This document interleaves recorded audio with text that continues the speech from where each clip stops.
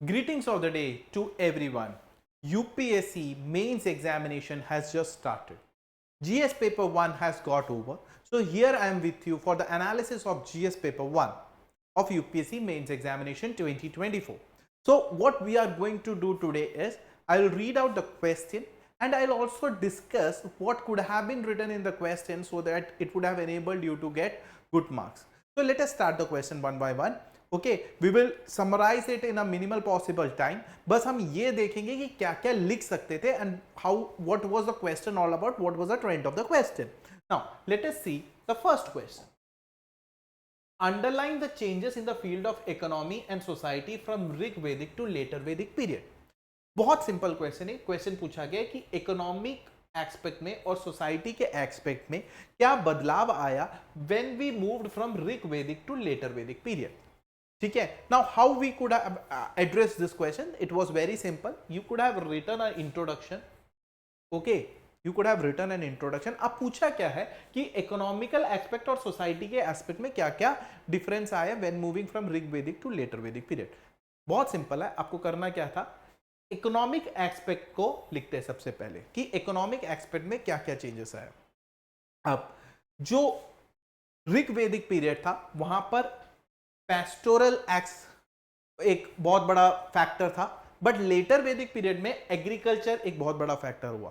तो सबसे पहले एग्रीकल्चर ने प्रेसिडेंस लिया पेस्टोरल एक्सपेक्ट के ऊपर. दूसरा, जो टूल्स थे उसमें बदलाव आए. जैसे जैसे सोफिस्टिकेटेड टूल्स आते गए लेटर वैदिक पीरियड में प्रोडक्शन बढ़ता गया. ठीक है, तो वो भी आप इकोनॉमिक एक्सपेक्ट में मेंशन कर सकते हो. तीसरा, ट्रेड एंड कॉमर्स में क्या बदलाव आया ये भी आपको लिखना था. तो इकोनॉमिक चेंजेस में आप क्या क्या लिखते हैं कि एग्रीकल्चर डेवलप हुआ, टूल सोफिस्टिकेटेड हुए और ट्रेड एंड कॉमर्स में क्या बदलाव आया व्हेन आप ऋग वैदिक से लेटर वैदिक पीरियड की तरफ गए. अब दूसरा पार्ट ऑफ क्वेश्चन क्या कहते हैं कि सोसाइटी में क्या बदलाव आया. ठीक है, सोशल एस्पेक्ट्स में क्या बदलाव आया. आप इसमें बहुत सिंपली लिख सकते थे कि वर्ण सिस्टम में क्या चेंजेस आए. दूसरे, महिलाओं के कंडीशंस में क्या चेंजेस आए. For example letter Vedic period में विमेन थोड़ी सी सबड्यूटेड एस्पेक्ट फील करने लग गई या विमेन को इतना ज्यादा प्रिविलेज नहीं मिला जितना वैदिक पीरियड में मिला था. तो विमेन के कंडीशन में क्या चेंज आया वो लिख सकते थे. वर्ण सिस्टम में क्या चेंज आया वो लिख सकते थे. और रिचुअलिस्टिक एस्पेक्ट में या रिचुअलिज्म में सोसाइटी में क्या चेंज आया वो लिख सकते थे. तो क्वेश्चन को आप कैसे एड्रेस करते. You should have written an introduction, you should have written economic changes, क्या क्या इकोनॉमिक एस्पेक्ट में चेंजेस आए, सोशल एस्पेक्ट में क्या चेंजेस आए, and then you should have concluded. Okay, this was how the first question, how it could have been answer कि economic and societal aspect में क्या क्या चेंजेस आए when you started moving from Rig Vedic to later Vedic period. Now let us address the second question. ठीक है, estimate the contributions of Pallavas of Kanchi for the development of art and literature of South India. Now, बहुत simple question है कि आपको क्या लिखना है. Pallavas of Kanchi का क्या कंट्रीब्यूशन है आर्ट एंड लिटरेचर में सदर्न पार्ट ऑफ इंडिया में.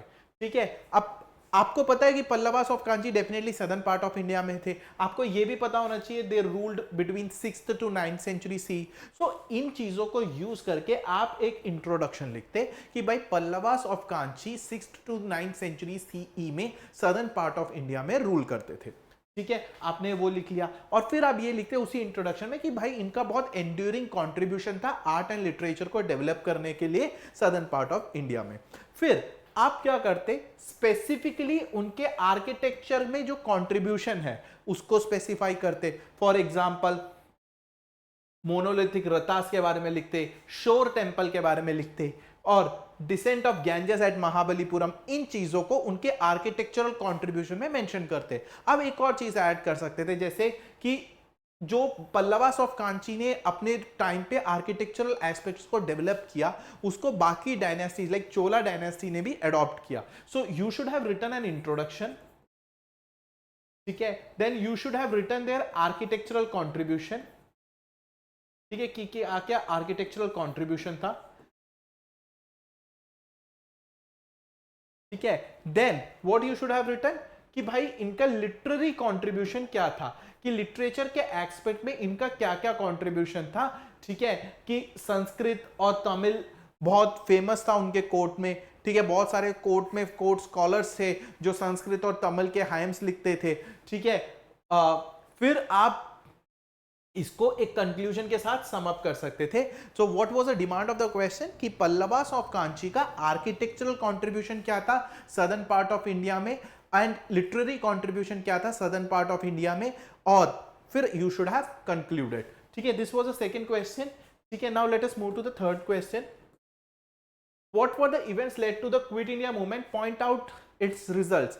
अब देखिए इस क्वेश्चन को समझने की कोशिश करिए। अब क्वेश्चन ये नहीं पूछ रहा है कि कॉसेस क्या थे क्विट इंडिया मूवमेंट के, क्वेश्चन ये पूछ रहा है कि भाई इवेंट्स क्या क्या हुए leading up to the quit India Movement. मतलब Quit India Movement started on 8 August 1942, तो 8 अगस्त 1942 से पहले क्या क्या इवेंट्स हुए भारत में जिसके वजह से क्विट इंडिया मूवमेंट कल्मिनेट हुआ, ठीक है। तो इट स्टार्टेड, तो एक इंट्रोडक्शन लिख सकते थे, ठीक है। अब इंट्रोडक्शन में डेफिनेटली क्विट इंडिया मूवमेंट में गांधी जी का बहुत बड़ा रोल था, तो you need to mention his name कि Mahatma Gandhi played a vital role in Quit India Movement and the movement started on 8 August 1942। उसके बाद आप लिखते कि भाई क्या क्या इवेंट्स हुए कि क्विट इंडिया मूवमेंट के शुरू होने से पहले। For example Cripps mission fail हो गया, ठीक है। वर्ल्ड वॉर 2 में जो ब्रिटेन का बर्डन था वो पूरा इंडिया के ऊपर डाल दिया गया, ठीक है। भारत में बहुत सारा पॉलिटिकल डिसकंटेनमेंट था, या भारत के लीडर्स को पॉलिटिकली दबाया जा रहा था, उनके राइट्स नहीं मिल रहे थे उनको, ठीक है। और फाइनली गांधी ने एक कॉल फॉर एक्शन लिया, let us like go for the final struggle. तो क्रिप्स मिशन का फेलियर हुआ, वर्ल्ड वॉर 2 का एक्सपेक्ट, पॉलिटिकल रिपर्शन, ये सारे फैक्टर्स थे जो लीडिंग टू द इवेंट थे, and the final factor was then Gandhi called for Mahatma Gandhi said like let us go for the final struggle, that is Quit India movement. Now result क्या हुआ quit India movement का? जब गांधी ने final struggle के लिए बोल दिया, quit India movement के लिए बोल दिया, मास अपराइजिंग हुआ भारत में, ठीक है, यूनिटी बढ़ी, नेशनल यूनिटी बढ़ी, एंड फिर ब्रिटिश ने क्या करा, जो रिपर्शन करते थे वो भारत के पॉलिटिकल लीडर्स को दबाते थे वो बढ़ा दिया, तो वो एक फैक्टर था, और फिर finally it led to the part to independence. So question का डिमांड कैसा था कि events leading to the quit India movement को आप एक एक करके एक्सप्लेन करते, और उस क्विट इंडिया मूवमेंट से क्या क्या रिजल्ट हुआ, कुछ नेगेटिव रिजल्ट्स भी हुए, कुछ पॉजिटिव रिजल्ट्स भी हुए। पॉजिटिव रिजल्ट से पूरा भारत में एक अपराइजिंग हुआ, यूनिटी स्ट्रेंथन हुई। नेगेटिव रिजल्ट क्या था, और दबाया गया भारतीय पॉलिटिकल लीडर्स को, और finally it led to the part to independence. This was to be answered in the question. So this was third question, और एक कंक्लूजन के साथ आप एंड कर सकते थे। अब बहुत सिंपल क्वेश्चन है, what is sea surface temperature rise, how does it affect the formation of tropical cyclones, ठीक है। आप सबसे पहले इस क्वेश्चन को कैसे एड्रेस करना है, आप क्या कर सकते थे, मैं आपको ये नहीं बताऊंगा कि क्या लिखना है उसमें, मैं बस आपको बताऊंगा कि स्ट्रक्चर क्या होना चाहिए था। आप सबसे पहले सी सरफेस टेम्परेचर को इंट्रोडक्शन में ही डिफाइन कर देते कि भाई सी सरफेस टेम्परेचर क्या है, ठीक है। फिर आप इसको बताते कि बॉडी में आप ये लिखते कि सी सरफेस टेम्परेचर के वजह से ट्रॉपिकल साइक्लोन में क्या क्या प्रभाव पड़ता है। फॉर एग्जांपल उसके फॉर्मेशन में क्या क्या प्रभाव पड़ता है, उसकी इंटेंसिटी कैसे चेंज होती है, उसका फ्रीक्वेंसी एंड ड्यूरेशन, जैसे सी सरफेस टेम्परेचर के राइज होने की वजह से जो ट्रॉपिकल साइक्लोन है उसका इंटेंसिटी और ड्यूरेशन बढ़ जाता है, ठीक है। और नॉर्मल वेदर पैटर्न में कैसे डिस्टर्बेंस होता है, ये आपको लिखना था। So what you should have done is you should have explain the sea surface temperature in the introduction, ठीक है। आपने सी सरफेस टेम्परेचर को इंट्रोडक्शन में मेंशन किया, उसके बाद आपको यह लिखना था कि ट्रॉपिकल साइक्लोन में उसका क्या क्या इंपैक्ट पड़ता है, एंड उसके फॉर्मेशन में क्या इंपैक्ट पड़ता है, उसके इंटेंसिटी में क्या इंपैक्ट पड़ता है, उसके फ्रीक्वेंसी और ड्यूरेशन में क्या इंपैक्ट पड़ता है, वेदर पैटर्न कैसे डिस्टर्ब होता है, ये लिखना था आपको फोर्थ क्वेश्चन में। Fourth question was what is sea surface temperature rise and how does it affect the tropical cyclone. तो what UPSC was demanding from us, like they wanted कि आप हर एस्पेक्ट को, ट्रॉपिकल साइक्लोन के हर aspect को सी surface temperature के साथ रिलेट करें और ये बताएं कि उसमें क्या क्या, हर एस्पेक्ट में क्या क्या चेंजेस है। ठीक है, now let us move to the fifth question, what do large cities tend to attract more migrants than smaller town, discuss in light of conditions in the developing countries. अब ये question बहुत simple था, बहुत generic question था, UPSC आपका opinion जानना चाहता था इस क्वेश्चन में कि लार्ज सिटीज में ज्यादातर माइग्रेंट आते हैं स्पेशली इन डेवलपिंग कंट्रीज में, उसके बारे में आपको बताना था। What do large cities, why do large cities tend to attract more migrants, large cities ज्यादा माइग्रेंट्स को क्यों अट्रैक्ट कर पाते हैं, ठीक है, then smaller towns in light of developing countries. अब ऑब्वियसली लार्ज सिटीज क्यों ज्यादा माइग्रेंट्स को अट्रैक्ट कर पाते हैं, सबसे पहला एक्सपेक्ट था कि उधर उनके पास इकोनॉमिक अपॉर्चुनिटी, लार्ज सिटीज में आपको इकोनॉमिक अपॉर्चुनिटी ज्यादा मिलती है, जॉब्स वगैरह ज्यादा मिलते हैं। दूसरा, आपको इंफ्रास्ट्रक्चर अच्छा मिलता है, सर्विसेज अच्छे मिलते हैं, आपका स्टैंडर्ड ऑफ लाइफ काफी इंप्रूव हो जाता है लार्ज सिटीज में। आप एक सोशल नेटवर्क बना पाते हैं, आप लोगों से मिल पाते हैं, कनेक्ट कर पाते हैं, और कुछ कल्चरल अट्रैक्शंस भी है, जैसे रिचर लाइफस्टाइल है, ठीक है, ऐसे कल्चरल अट्रैक्शंस भी है। एंड रूरल एरियाज में कुछ कुछ चैलेंजेस भी है। सो इस वजह से देखो, एक तो इकोनॉमिक अपॉर्चुनिटी हर कोई चाहता है, तो there is a shift of population from rural area to urban area, and infrastructure and service definitely urban areas में, लार्ज सिटीज में अच्छा होता है, एंड सोशल नेटवर्क होता है, you can communicate with people, you can take part in recreational activities, ठीक है, कल्चरल अट्रैक्शन होता है, ठीक है। एंड रूरल एरिया में कुछ चैलेंजेस होते हैं, ये पॉइंट्स आपको मेंशन करना था। Why do large cities tend to attract more migrants than smaller town, इस क्वेश्चन में, ठीक है। Now let us move to the next question, what is the phenomena of cloud burst. बहुत ज्योग्राफी से question था, बहुत अच्छा क्वेश्चन था। भारत में काफी जगह पे क्लाउड बर्स्ट देखा भी गया है, current affairs point of view से भी बहुत इंपॉर्टेंट क्वेश्चन था। बहुत सिंपल है, कैसे एड्रेस करना था कि सबसे पहले आपको क्लाउड बर्स्ट क्या है ये बताना था, कि कितने रेनफॉल से ज्यादा आप क्लाउड बर्स्ट क्राइटेरिया में लेकर आओगे, या उसको क्लाउड बर्स्ट क्राइटेरिया में बोलोगे कि भाई क्लाउड बर्स्ट हुआ है, इतना रेनफॉल इतने मिनिमम एरिया में हुआ है तो क्लाउड बर्स्ट है। सो you should have defined what is cloud burst. Second क्या है कि क्लाउड बर्स्ट किस वजह से हुआ है, कॉसेस, कि टॉपोग्राफी के क्या वजह है, एटमॉस्फेरिक कंडीशन के वजह से क्लाउड बर्स्ट, कैसे किस किस फैक्टर से लेकर क्लाउड बर्स्ट होता है। कभी कभी टॉपोग्राफी की वजह से क्लाउड बर्स्ट हो जाता है, कभी कभी एटमॉस्फेरिक कंडीशन की वजह से क्लाउड बर्स्ट हो जाता है। सो इंट्रोडक्शन में आपने क्लाउड बर्स्ट क्या है उसको एड्रेस किया, फिर आपने लिखा कॉसेस ऑफ क्लाउड बर्स्ट क्या है, कि topography can be one of the reason, atmospheric condition can be one of the reason. Then आपने फिर क्या लिखा, इंपैक्ट्स, क्लाउड बर्स्ट से क्या इंपैक्ट्स हो सकते हैं, जैसे फ्लड्स आ सकते हैं, लैंडस्लाइड्स हो सकता है, इंफ्रास्ट्रक्चर डैमेज हो सकता है। फिर आप फाइनली मिटिगेशन, उसको कैसे अवॉइड कर सकते हैं, या उसको कैसे कोप अप कर सकते हैं, या उसको लेकर कैसे प्रिपेयर्ड रह सकते हैं, इसके ऊपर आप बात कर सकते हो। तो आपको क्या लिखना था कि क्लाउड बर्स्ट क्या है, किस वजह से होता है, उसका इंपैक्ट क्या था, और उसको कैसे मिटिगेट कर सकते हैं। This was the need of the question, what is the phenomena of cloud burst, explain. बहुत डायरेक्ट क्वेश्चन था ये, ठीक है। अब एक क्वेश्चन था, what is the concept of demographic winter, is the world moving towards such a situation. बहुत अच्छा क्वेश्चन था। पहले तो सबसे पहले ये चैलेंज था कि काफी लोग इसको ज्योग्राफी से रिलेट करते थे, but demographic winter is something else. मैं आपको बताता हूं कि डेमोग्राफिक विंटर क्या है। The term demographic winter refers to a scenario characterised by significantly low birth rates, एक ऐसा सिनेरियो जहां पर बर्थ रेट काफी कम है, leading to an ageing population and shrinking workforce. Okay, अब देखिए बहुत सारी कंट्रीज, जापान जैसी कंट्रीज में एक ऐसा सिनेरियो दिख रहा है कि प्रेजेंट स्टेज में लो बर्थ रेट बहुत कम है, बर्थ रेट है ही नहीं, बच्चा जन्म ही नहीं ले रहा है, बट जो पॉपुलेशन है वो ओल्ड होते जा रही है, और ऑब्वियसली ओल्ड पॉपुलेशन ज्यादा होगी तो वर्कफोर्स कम होगा। इस सिनेरियो को क्या कहते हैं, डेमोग्राफिक विंटर कहते हैं। ये कुछ कंट्रीज में, जापान एंड यूरोपियन कंट्रीज में देखा गया है, ठीक है। अब करंट, अब इसने पहला क्वेश्चन तो पूछा कि डेमोग्राफिक विंटर क्या है, वो आपने बता दिया। Is the world moving towards such a situation, currently many regions particularly in developed nation are experiencing decline in fertility rates. बहुत सारे डेवलप्ड नेशंस में फर्टिलिटी रेट कम हो रहा है, एंड दैट मीन्स बहुत सारे डेवलप्ड नेशंस डेमोग्राफिक विंटर के जो एक्सपेक्ट है उसको फील कर रहे हैं, ठीक है। Influenced by factors such as urbanization, women's empowerment and shifting societal norms।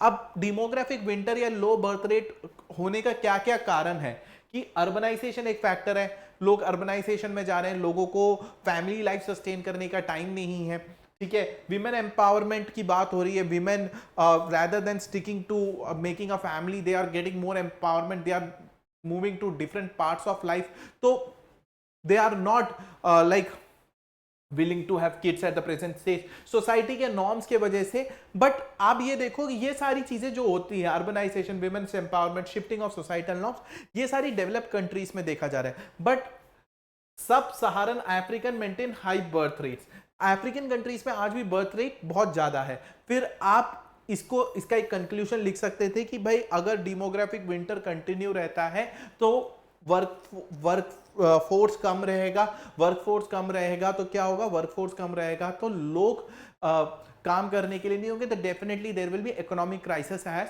Well. तो डेमोग्राफिक विंटर एक ऐसा सिनेरियो है जो ज्यादातर डेवलप्ड कंट्रीज में देखा जाता है, जापान में देखा जाता है और यूरोपियन कंट्रीज में देखा जाता है, जहां पर बर्थ रेट बहुत कम है comparatively to what, comparatively to the like population is getting very old, ठीक है, ओल्ड पॉपुलेशन ज्यादा हो रही है, ठीक है, और इसलिए वर्कफोर्स भी कम हो रहा है। तो डेमोग्राफिक विंटर के बारे में ये क्वेश्चन था। Next question, we will distinguish between gender equality, gender equity and women's empowerment, why it is important to take gender concerns into account in a programme design. अब जेंडरिक क्वेश्चन था कि सबसे पहले इस क्वेश्चन में क्या करना था, आपको जेंडर इक्वालिटी को डिफाइन कर देते, जेंडर इक्विटी को डिफाइन कर देते और विमेन्स एम्पावरमेंट को डिफाइन कर देते, तीनों एस्पेक्ट को आप डिफाइन करते। और आप सेकेंड पार्ट ऑफ क्वेश्चन में ये क्या पूछा, why it is important to take gender concerns into account in programme design and implementation. आपको यह बताना था कि आज के टाइम में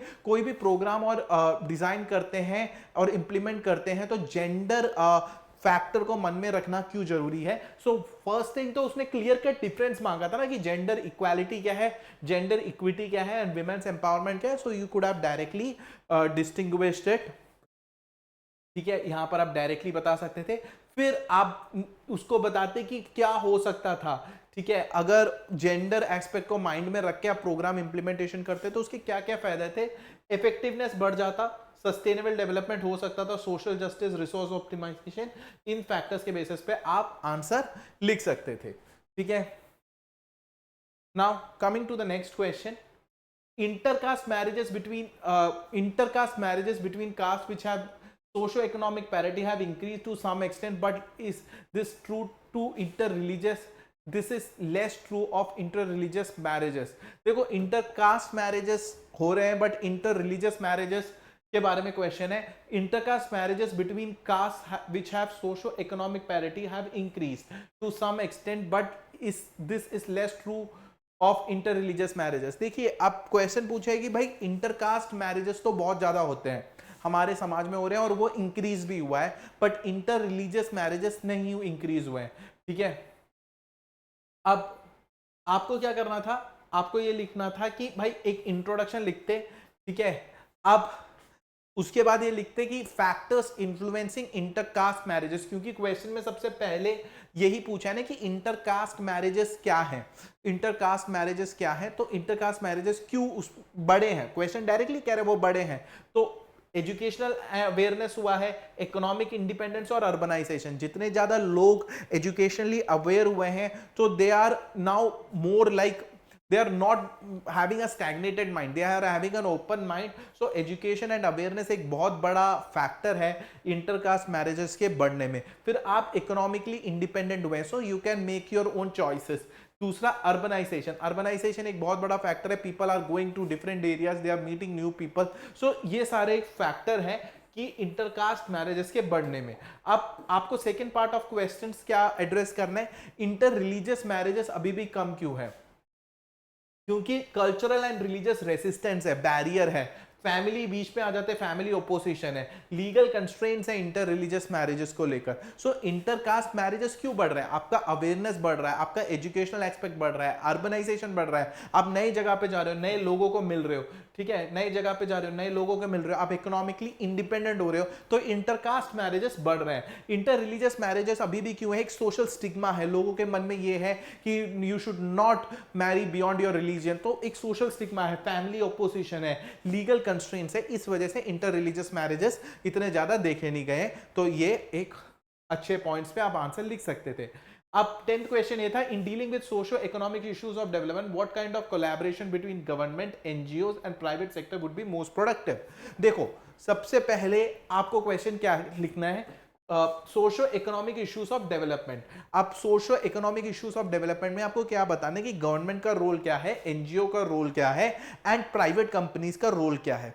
आप सिंपली इस क्वेश्चन को एड्रेस कैसे करते थे, एक इंट्रोडक्शन लिखते, उसके बाद पूरा सोशो इकोनॉमिक डेवलपमेंट में गवर्नमेंट के रोल को डिफाइन करते, उसके बाद एनजीओ का क्या क्या कंट्रीब्यूशन होता है, ग्रास रूट लेवल के एस्पेक्ट को बताने में एनजीओ का बहुत बड़ा रोल होता है, ग्रास रूट लेवल तक चीजों को पहुंचाने में एनजीओ का बहुत बड़ा रोल होता है, उसको डिफाइन करते हैं। So first you should have explain the government role, then you should have explain the NGOs role.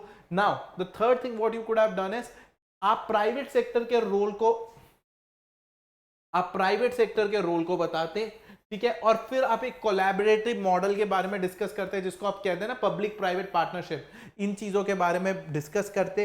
फिर अभी भी क्वेश्चन खत्म नहीं होता, आपको सोशल इकोनॉमिक डेवलपमेंट की बात हो रही है, तो आपको क्वेश्चन को कैसे address, in dealing with socio economic issues of development what kind of collaboration between government, NGO and private sector. तो आपको इसमें क्या करना था, तीन चीजों के बारे में बात करनी थी। आपको एक इंट्रोडक्शन देना था, आपको गवर्नमेंट रोल बताना था, आपको एनजीओ का रोल बताना था, आपको प्राइवेट कंपनीज का रोल बताना था, और उसके बाद आपको क्या कहना था, उसके बाद आपको एक बहुत सिंपल चीज ये भी बतानी थी कि इन तीनों फैक्टर्स के, government, NGO and private companies के लोगों की कैपेसिटी को कैसे बिल्ड कर सकते हैं, कैपेसिटी बिल्डिंग क्या होनी चाहिए, फिर इनके कोलैबोरेटिव एफर्ट को भी आप डिस्कस कर सकते थे, तीनों मिलके कैसे डेवलप कर सकते हैं।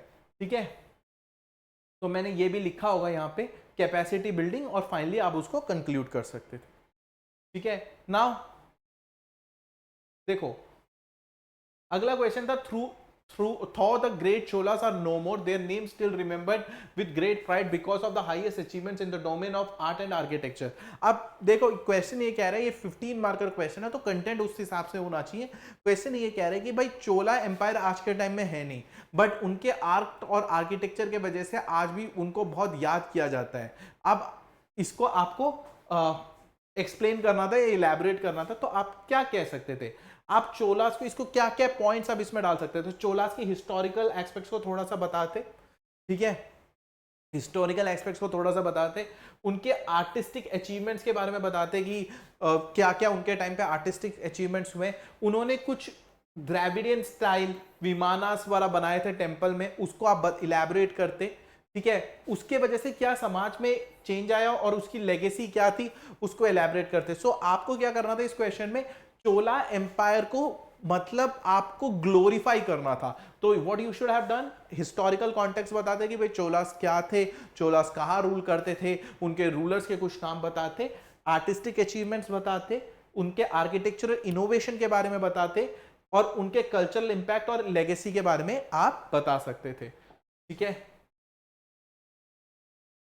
अब देखिए अगला क्वेश्चन था, how far it is correct to say that the first world war was fought essentially for the preservation of balance of power. अब क्वेश्चन है कि भाई first world war balance of power को प्रिजर्व करने के लिए था, ये कितना जस्टिफाइड है, how far is it correct to say that first world war was fought essentially for the preservation of balance of power. ठीक है, अब सिंपल क्वेश्चन है, आप सबसे पहले क्या करते, introduce the idea of first world war and concept of balance of power. Question से कीवर्ड को डिफाइन कर दो, फर्स्ट वर्ल्ड वॉर क्या है, बैलेंस ऑफ पावर क्या है, उसको डिफाइन कर दो।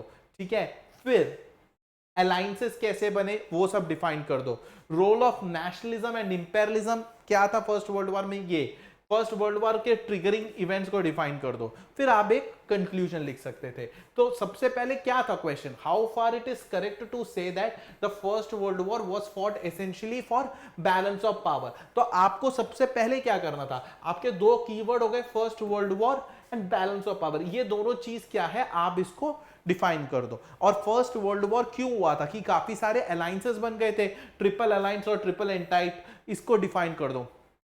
ठीक है, और दूसरा फिर क्या है, फर्स्ट वर्ल्ड वॉर में नेशनलिज्म और इंपेरियलिज्म, फर्स्ट वर्ल्ड वॉर में नेशनलिज्म और इंपेरियलिज्म होने का क्या क्या रोल था उसको डिफाइन कर दो। फिर अचानक like arch Duke Franz Ferdinand का जो इंसिडेंट था उसको मेंशन कर दो कि फर्स्ट वर्ल्ड वॉर क्यों हुआ। ठीक है, अब जिसने वर्ल्ड हिस्ट्री पढ़ी होगी उसके लिए क्वेश्चन बहुत आसान है, फिर फाइनली कंक्लूड कर दो। तो एक क्वेश्चन आपका फर्स्ट वर्ल्ड वॉर से आ गया। तो जो लोग बोलते थे कि वर्ल्ड हिस्ट्री से क्वेश्चन नहीं आ रहा वो गलत बोलते थे, वर्ल्ड हिस्ट्री से क्वेश्चन आ गया है। How far was industrial revolution in England responsible for the decline of handicrafts and cottage industries in India. बहुत सिंपल क्वेश्चन है, आपको बताना था कि इंग्लैंड में इंडस्ट्रियल रेवोल्यूशन होने के वजह से भारत में जो हैंडीक्राफ्ट और कॉटेज इंडस्ट्री को क्या नुकसान पड़ा या वो कैसे कोलैप्स हो गया। डायरेक्ट क्वेश्चन था। आप एक इंट्रोडक्शन देते, भारत में हैंडीक्राफ्ट इंडस्ट्री कैसे डिसरप्ट हुआ ये बताते, कॉलोनियल पॉलिसी बताते कि कौन कौन सी पॉलिसी के वजह से भारत में हैंडीक्राफ्ट इंडस्ट्री और ये डिस्ट्रॉय हुआ ये बताते। दूसरा पॉइंट आप ये करते कि इससे समाज में क्या क्या इंपैक्ट हुआ वो बताते, और दूसरा इसके खिलाफ लोगों ने कैसे रेसिस्टेंस दिखाया वो आप बताते और फाइनली कंक्लूड कर देते। तो क्वेश्चन ये था कि इंग्लैंड में इंडस्ट्रियल रेवोल्यूशन होने की वजह से भारत का जो हैंडीक्राफ्ट इंडस्ट्री है उसमें क्या क्या प्रॉब्लम आई, वो कैसे डिसरप्ट हुआ। You should have given an introduction, you should have mention कि भाई इंडिया में हैंडीक्राफ्ट इंडस्ट्री में कैसे डिस्ट्रप्शन आया, फिर आप कॉलोनियल पॉलिसीज बताते, social impact, social and economic impact बताते, रेसिस्टेंस क्या क्या रेसिस्टेंस भारत के लोगों ने किया, then you should have concluded. ठीक है, now next question, what are aurora australis and aurora borealis, how are this triggered. ठीक है, बहुत सिंपल है। How what are aurora australis and aurora borealis, ठीक है, हाउ दिस आर ट्रिगर्ड, बहुत simple है। आप एक इंट्रोडक्शन देते, इंट्रोडक्शन में क्या करते, briefly introduce auroras as natural light displays in the polar region. आप ऑरास को पहले डिस्क्राइब करते, ठीक है, फिर टाइप्स ऑफ ऑरा बताते, aura borealis and aura australis. ठीक है, नॉर्थर्न लाइट्स और सदर्न लाइट्स को आप यहाँ पे डिस्कस कर सकते थे। फिर ये क्यों होता है, कॉसेस बताते। सो सबसे पहले तो ऑरास क्या होते हैं इसको डिस्क्राइब करते, फिर इसके टाइप्स को डिस्क्राइब करते, फिर कॉसेस ऑफ ऑरास क्यों होते हैं इसको बताते। ठीक है, कॉसेस ऑफ ऑरास बताते एंड ठीक है पूरे कॉसेस को एक्सप्लेन करते, और उसके बाद इसका सिग्निफिकेंस क्या है, कंक्लूजन क्या है। सो you should have explain auras क्या होते हैं, उसके टाइप्स क्या होते हैं, उसके कॉसेस क्या होते हैं, उसका सिग्निफिकेंस क्या होता है। ठीक है, और आप कंक्लूड कर सकते थे। What is twister and what are the majority of twisters observed in the areas around the Gulf of Mexico? Twisters basically tornado को कहा जाता है। तो पहले चैलेंज तो ये था कि आपको ये समझना था कि भाई ट्विस्टर्स है क्या। ठीक है, पहले तो ट्विस्टर को डिफाइन करते, ठीक है, अब फिर ये बताते कि फॉर्मेशंस कैसे होते हैं। ठीक है, आपने सबसे पहले एक इंट्रोडक्शन दिया, ठीक है, इंट्रोडक्शन में ट्विस्टर को डिफाइन कर दिया, दूसरा पूरा एक्सप्लेन कर दिया, उसके फॉर्मेशन को बता दिया, ठीक है, और उसके जोग्राफिकल फैक्टर्स को बता दी कि भाई किस तरीके से ये होते हैं, किस जोग्राफिकल कंडीशंस में ये होते हैं वो बता दे, और फिर आप कंक्लूड कर सकते थे।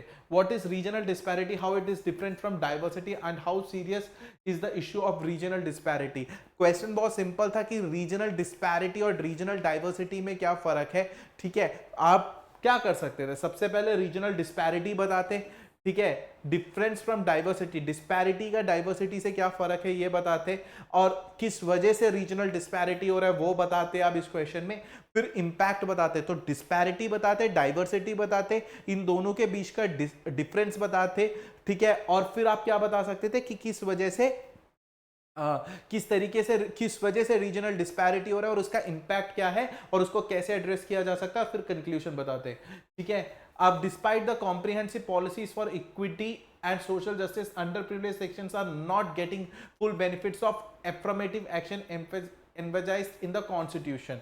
ठीक है, एक डायरेक्ट क्वेश्चन था। ठीक है, आप पूरा आपका ये था कि पूरा इक्विटी और सोशल जस्टिस की बात करी जाती है, फिर भी अंडर प्रिविलेज सेक्शन को जो भी चीजें कॉन्स्टिट्यूशन में मेंशन्ड है वो नहीं मिला है। तो इसमें आप लिख सकते थे कि क्यों क्यों नहीं मिलता है, जैसे अवेयरनेस नहीं है, एक्सेसिबिलिटी नहीं है, ब्यूरोक्रेटिक हैर्डल्स हैं, सोशल स्टिग्मा बीच में आ जाता है, इस वजह से ये चीजें नहीं मिल सकती हैं, और इकोनॉमिक डिस्पैरिटी भी एक बहुत बड़ा फैक्टर बन जाता है इसमें।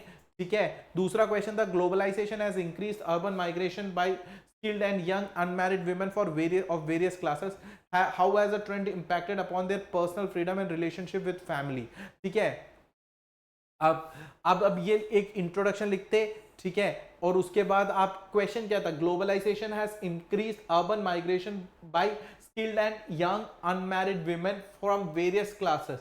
How has the trend impacted upon their personal freedom and relationship with families? ठीक है, बहुत सिंपल क्वेश्चन था. इम्पैक्ट ऑन पर्सनल फ्रीडम लिखते कि पर्सनल फ्रीडम में कैसे फाइनेंशियल इंडिपेंडेंस, कल्चरल एक्सपोजर, ठीक है, impact on relationship with families को मेंशन करते और कंक्लूड कर देते. लास्ट क्वेश्चन था critically,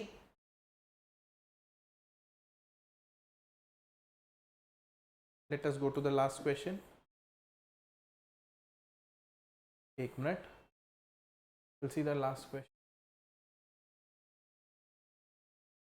Critically analyzes the proposition of this.